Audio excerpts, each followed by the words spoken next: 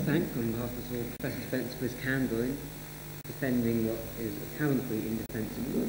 Professor Spencer made a rather good job of it. I think both of our speakers have agreed to questions from the floor. I'm not quite sure how up to speed everyone is on the technicalities of the Corpus Juris proposal, but I'm sure our speakers will be prepared to answer more general, wider-ranging questions. I would ask for all questions to be addressed in a polite, civil manner and to be kept as short and succinct as possible, so we can squeeze in as much as possible. Slightly to both speakers, it's an issue that's slightly been raised, but do you think the threat, if it is a threat to habeas corpus, is in conflict with the European Convention on Human Rights, and do you think that that convention is likely to protect us from it if it does become a threat?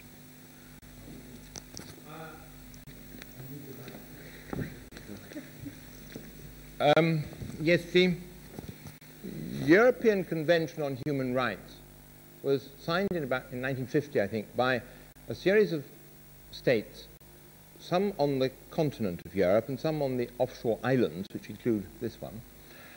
And the ones on the continent have never had habeas corpus. There is no right. I mean, habeas corpus means that when you're arrested, you have a right to for your body to be exhibited in public within about 24 hours after your arrest, whereas it doesn't happen on the continent. You're not seen in public for a long time sometimes. And so the European Convention on Human Rights says nothing about that. Actually, when it comes to procedural safeguards, all it really says is this famous phrase, a fair trial in a reasonable time.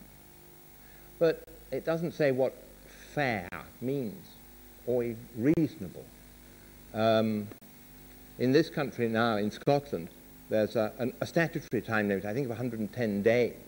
It was always in Scotland, but they've introduced it into England too.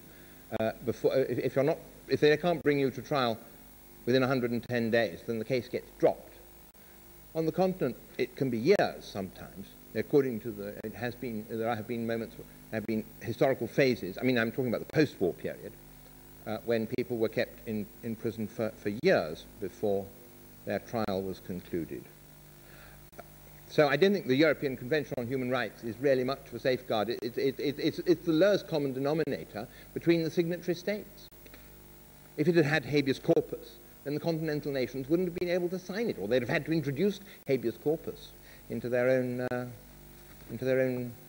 systems, which they haven't done. In fact, they want to take it.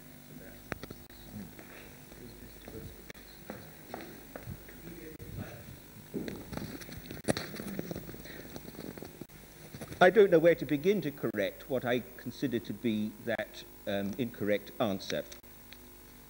First of all, the European Convention on Human Rights provides not only the right to a fair trial, but before trial, the right to have a judge rule upon the legality of your detention.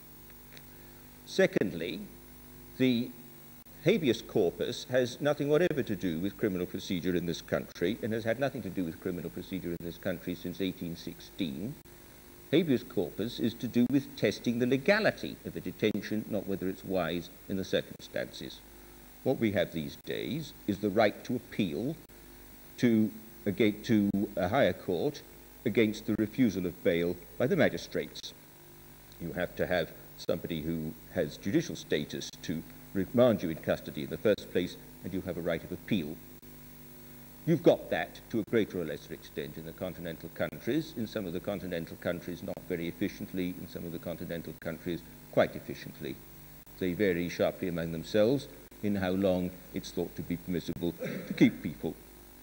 It's true that in some continental countries, trials can take ages to come on, and people can spend 2, 3, 4 years in custody pending trial, which is unthinkable here. But I fail to see why the fact that that can happen there is something which is automatically bound to happen here if we have the Corpus Juris project.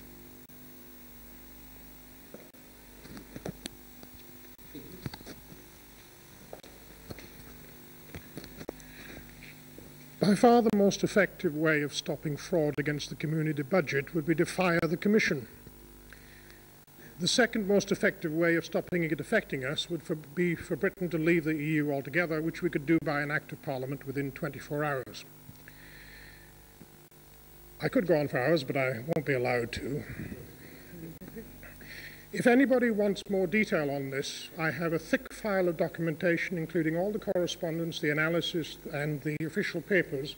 Anybody wants to see me afterwards, I'll give you my address and phone numbers. I can copy them to you. I'll now come to a question. The European Union has been for 40 years and will remain an intention to build a single country with a single flag, an anthem, a currency, a police force, an army, a navy, and an air force, and everything else that goes with a single country. It means the abolition of this country. How, in those circumstances, can you conceivably imagine that the European Union will allow us to retain a legal system which is different from all the others?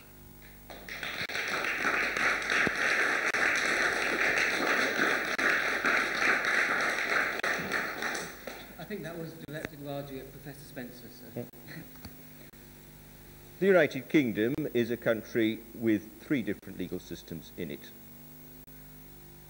I don't see any difficulty in a further united Europe, which retains essentially different legal systems with enough common rules to enable them to work effectively when you have trans-border problems, as the legal systems of England, Northern Ireland and Scotland now work effectively when we have them.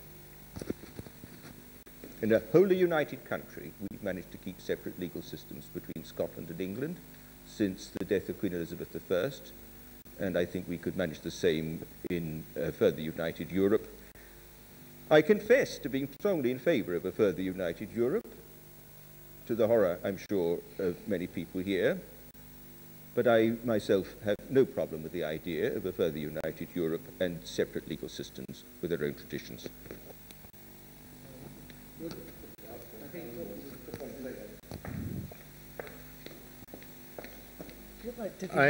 I'm just wondering how many continental states tolerate within their own borders separate legal systems. Are there any, Professor Spencer, that you know? No, only us as far as I know. Yes. This points to a tradition of tolerance which has here always been sought after, as against the Napoleonic tradition of unification, uniformity, just the system of prefects, which perhaps many people here are not aware of, in France, in Italy.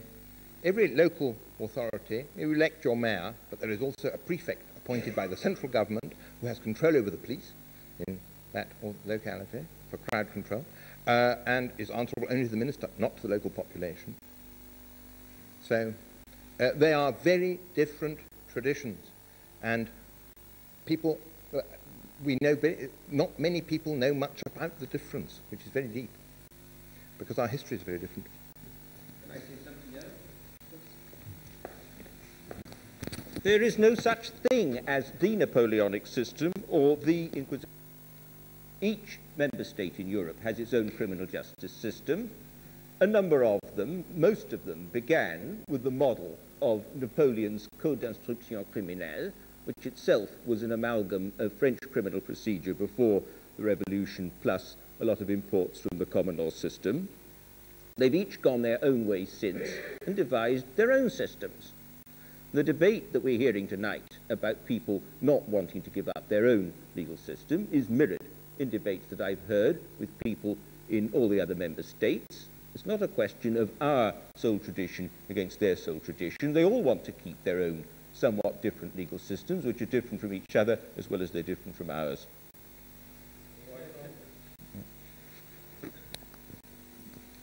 They can. No, it's in the position of a set of uniform rules for a restricted number of cases. Why is it necessary?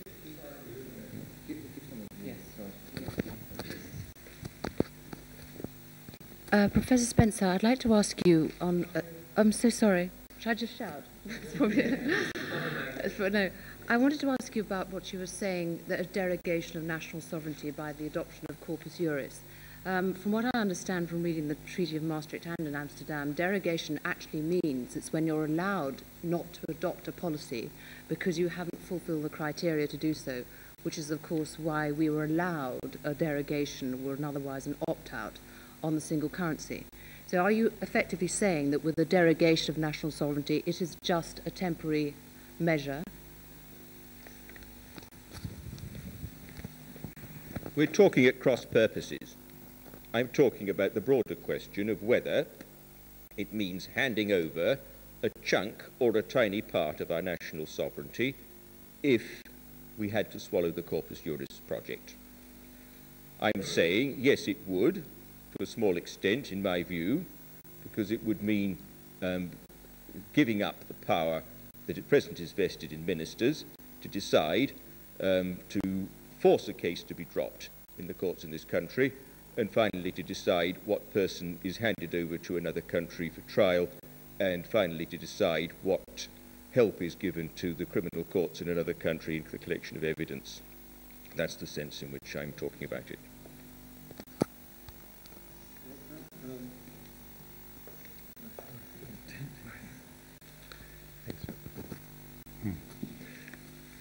Mr. Chairman, I've been a little encouraged actually because earlier on you said that we were limited to asking questions, but then I heard the question from the gentleman here which seemed to be redolent with comment, and so I should like to make some comments, but I'll put them in the form of a question by asking the Professor Spencer whether he agrees with me, put it in that way.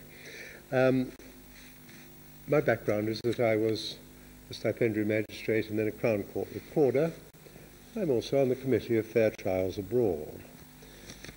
I feel that perhaps my comment or my question may seem a little bit ambivalent because Professor Spencer was kind enough to say to me earlier that he had read some articles that I have written in legal journals, and I have said on many occasions that I'm opposed to juries in long, firm fraud cases for really the reason that he gave, that the jury don't understand always, and I suspect that one of two, the reason they come to a decision is one of two.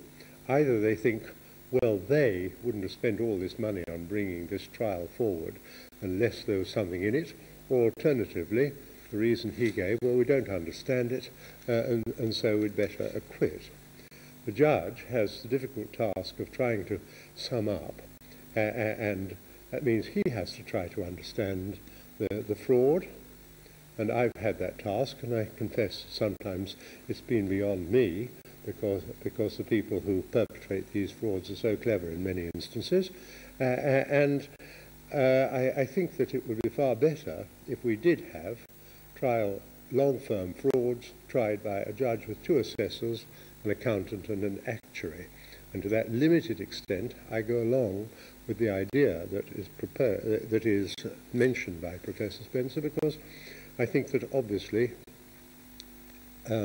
European budgetary frauds are more complex than the... But does it go further than that? He did use, did Professor Spencer, the word slippery slope, and he did say that what was proposed in what is said about the idea of having international fraud tried otherwise than by jury and by an international court could be taken as a model for something bigger. And that, it seems to me, is, to use an expression which I was expecting Mr. Erikson to use, but he didn't, might be the thin end of the wedge. And very well.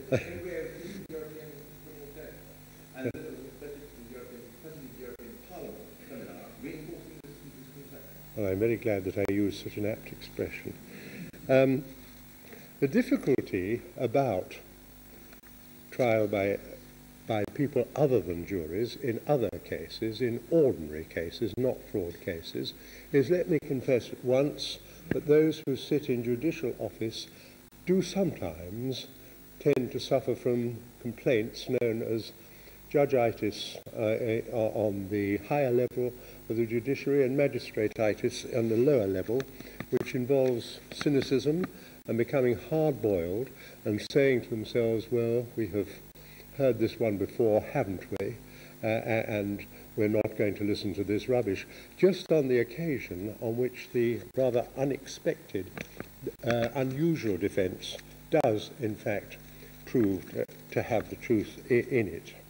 And the difficulty about the professional judge, as on the continent, is, I think, that he aims to please his employers, the government in France, his colleagues, as in Italy, and although this isn't really germane to our present discussion, but I'm simply hoping this will never happen, the electorate, worst of all, in the United States of America. I just would like to mention one case that I'm rather concerned about at the moment, because it has some bearing. It will be certainly of interest to Mr. Erikson. An Italian girl, whom I know quite well, who's in her late 20s, is hoping to be a lawyer in Italy and hoping to practice a little law in this country and have a time with a solicitor here. She's been charged with shoplifting in London. She set off the burglar alarm in a store in the West End of London. She is desperately upset about this charge. I rather cynically listened to what she had to say, and after listening to her for a long time, I came to the conclusion that she was completely innocent. I do not frankly think that anybody other than juries would listen for so long and so patiently in order to come to that conclusion. I very much doubt whether a magistrate's court would do so. And it's because of the dangers involved in the thin end of the wedge and the slippery slope that I am inclined to vote for this motion, to be on the safe side, unless, Professor Spencer, you persuade me otherwise.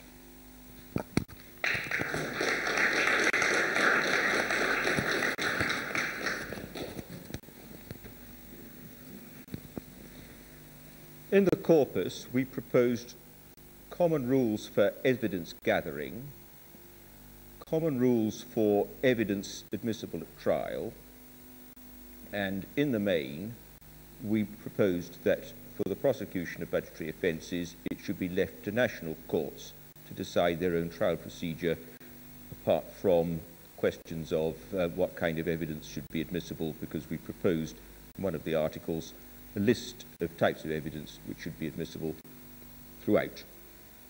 The one exception was the proposal that budgetary frauds should be prosecuted in non-jury courts.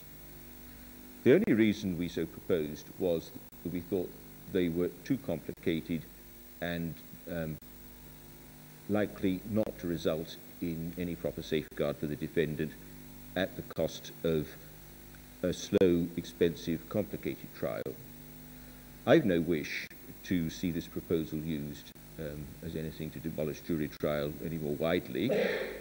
I think if I were drafting the Corpus project again, I would probably have said, let's leave out the jury trial bit. It's actually a detachable part from the whole, and we could have what I regard as the really important parts of the corpus without it. And the really important parts of the corpus, as far as I'm concerned, are the common rules about evidence gathering and the common rules about the evidence at trial and the common rules about a single prosecutor.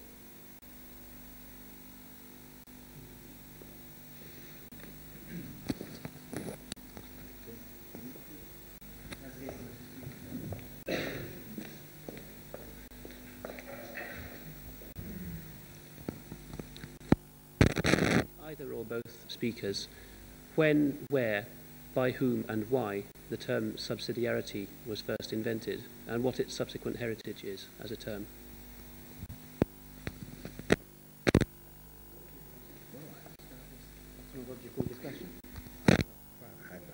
I have to confess it's not exactly on the theme that the we were... subsidiarity. Perhaps somebody else... Mm-hmm. There is an ancient history of origin 200 years ago, something to do with capital system, but it was actually invented in the modern sense at Maastricht as a weasel word by which John Major could convince us that he had won some games and some opt-outs at Maastricht, when all of the other people could interpret it as a completely different means, and so that we hadn't won anything at all. I would just say one thing about subsidiarity and the talk about federalism. Every federal constitution defined, I mean the American one, I believe the German one, defines the powers of the central state. You know, they go so far, and the powers of the local, the federated states, the member states, where they have these areas of competence. In the European construction, this has never been established. You have the doctrine of acquis communautaire, which means once the European Union has acquired a power, it never gives it back. But I have yet to see a document which says, for example, which side of the road the traffic is going to drive on is a matter for each nation state, and the European Union will never legislate on that. This has never been said. The limits have never been defined.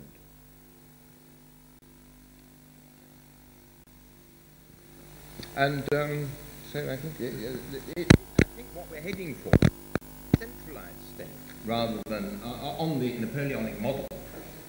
Probably with prefects in each province, in each region, which are being formed now.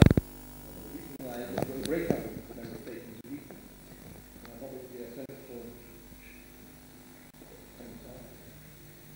I've practically nothing to say about subsidiarity, except to say that the final article of the corpus says that all national rules of evidence and procedure in budgetary fraud cases would apply, except to the extent that they're inconsistent with any rules contained in the corpus.